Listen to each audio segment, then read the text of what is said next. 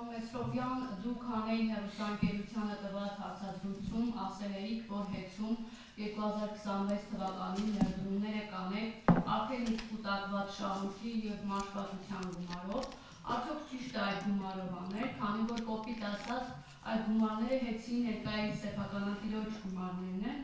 արդյոք իրենց հարցրել եք, իրենք դեմ չեն այդ գումարները տրամադրել։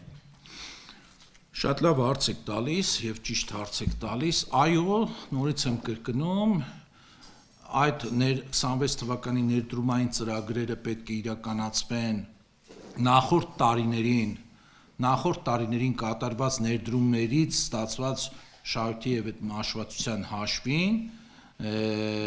եւ հարցնելու կարիք չկա, որովհետեւ կարգն է այդպիսին, պարզապես վերջնահաշվարկ կատարելիս, երբ որ ասուլիսի սկզբում խոսեցինք այդ մասին, թե այդ 3 ամսվա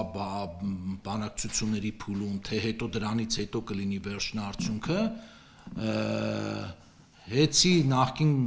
սեփականատերերին վճարվող գումարի չափի մեջ կմտնի 26 թվականի ներդրումային ծրագրերի գումարի չափը ևս։ Այսինքն դա այո դուք ճիշտ եք, գործող սեփականատերերի գումարն է,